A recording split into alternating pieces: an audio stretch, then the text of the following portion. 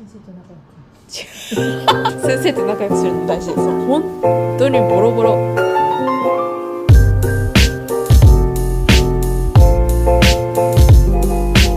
今日は IB のことについて話していこうと思います。そうサムネにも書いてあるんですけど、いいよ別に大丈夫だよ。 IB が何かっていうとね、ちょっと話すとは長くなるのでここに要約しておきます。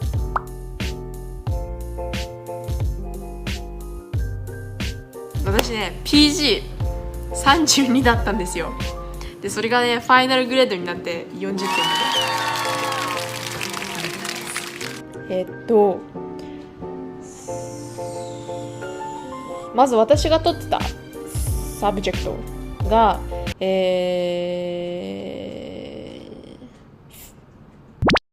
私が取ってた科目がフィルム HL、ジャパニーズ AHL、イングリッシュ BHL、ESSSL、中国語アベニシオ、数学 ASL でした。ここでね点数言い忘れちゃったのでここでちょっと言っておきたいと思うんですけど、676775で数学ねめちゃめちゃ頑張ったんですよ。私本当に数学苦手で、ペーパー1ではすごいいい点取れたんですよ。ペーパー1っていうのは計算機なしの問題。ただねペーパー2のその計算機使わなきゃいけないやつ、もう本当にボロボロ。覚えてる。もうファイナル終わった瞬間泣きました。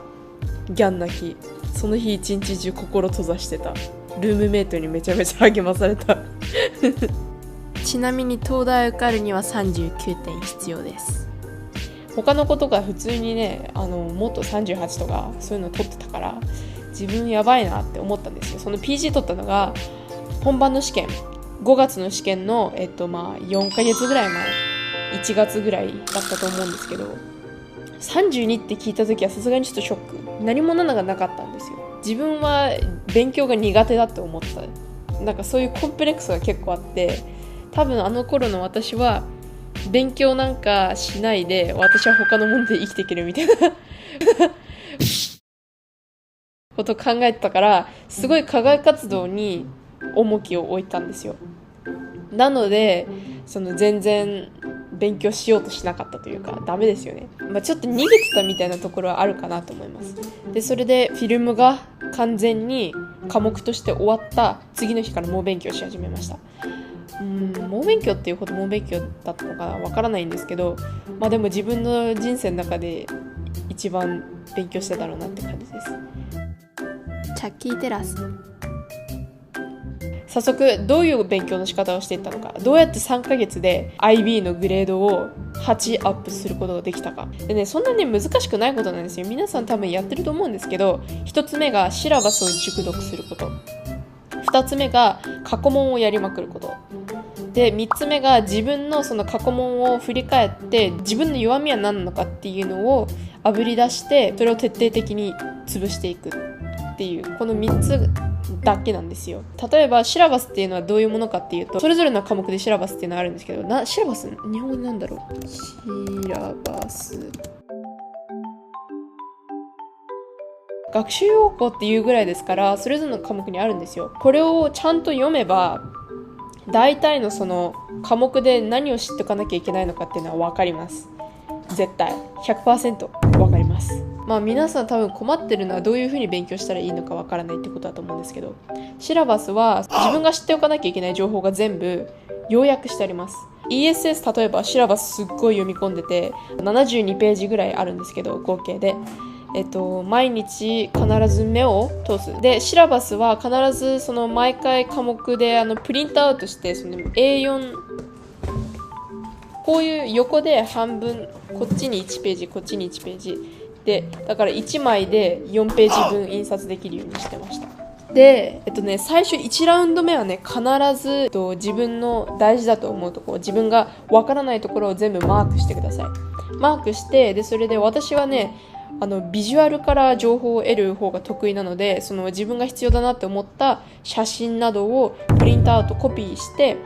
でそこに切り取って貼り付けてました。そうすることによってその覚えもいいですし、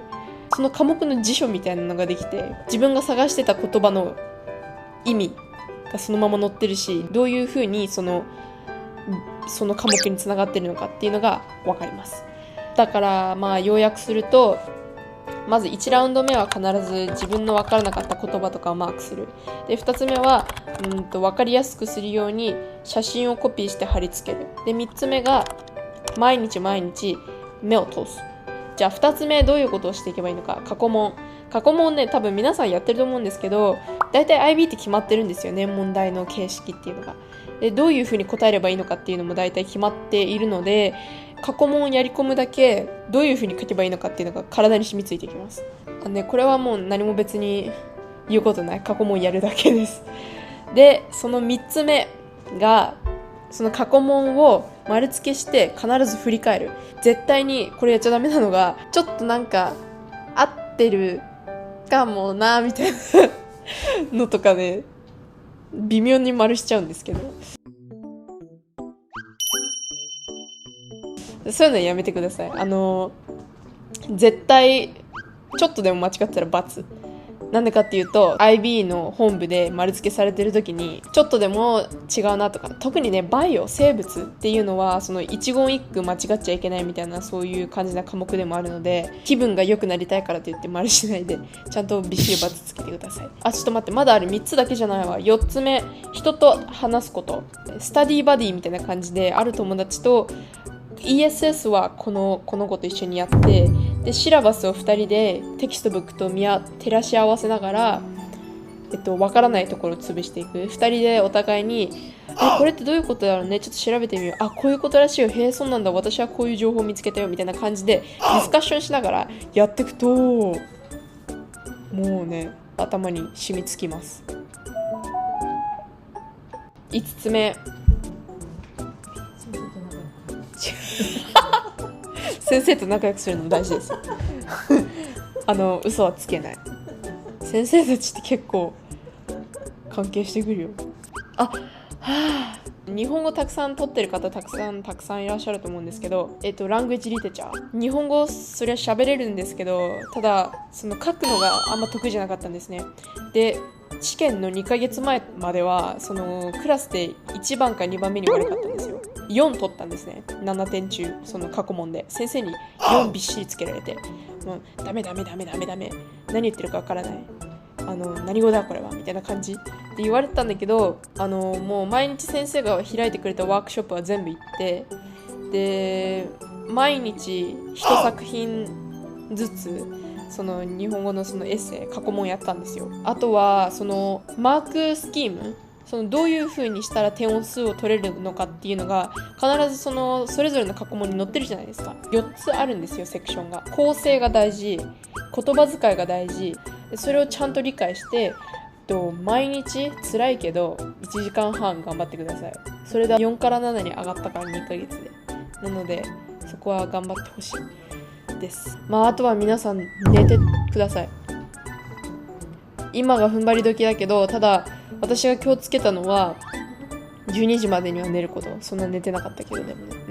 寝てなかったけど12時までに寝ようとすること。特に IB のファイナル試験1週間ぐらい前からは必ずそのスリープスケジュール、就寝時間っていうのをちゃんと管理して規則正しい生活を取り戻すように努力してみてください。前日生もの食べてお腹下したり、そういうのが起こると IB 大変なことになるので、トイレもそんないっぱい行けないし時間限られてるから、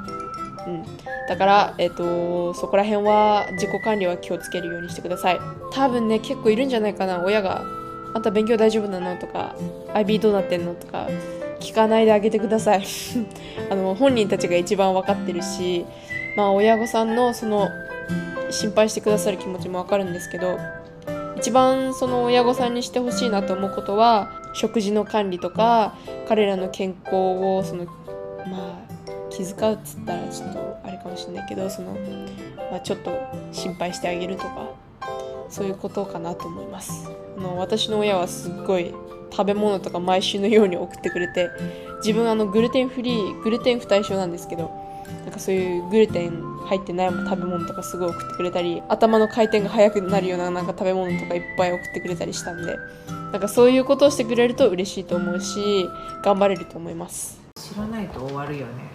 知らないと終わる。着実に1年生から計画的にやった子が勝つ。勝そうだね。つ。取ってんの？撮ってる撮り始めた今撮り終わったとこだったんですけど、もう一つ大事なこと、これ見てる IB 生の方々、G10、G11、IB 取ろうと思ってるなら今のうちからどういう勉強が必要なのか、それぞれの科目に、そして早めに TOEFL とか、海外受験したいなら TOEFL とか取って、で本番の時にはちゃんともう 100% IB にフォーカスできるような状態に G10、G11 の時からちょっとずつ準備を始めていくといいと思います。あとはね、なんだろう、 IB、G10、G11 必要なこと、私すっごい後悔したんだよね。興味のある分野っていうか、自分が進みたい方向をもう1年生のうちに固めとくじゃないと G12 の時に急に医者になりたくても無理じゃん言えてる。 G11 の時にその IB が始まって、でそれからそのどういう科目を取りたいのかっていうのを決めていくと思うんですけど、メディカルスクールにね、大学1年生から行きたいんだったらダブルサイエンスとか数学の HL を取っていなきゃいけないとか、そういうのがあるので、そこら辺はもうちょっと慎重に、私はもう適当にこれとこれとこれとこれ楽しそうだからいいやって感じだったんですけど、別に医者になりたかったわけじゃなかったからよかったけど、ただその後々医者になりたいなとか思い始めたらもう手遅れなので、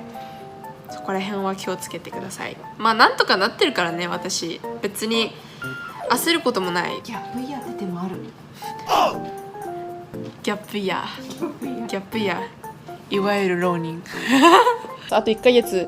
ちょっと頑張っていきましょう。応援してます。バイバイ。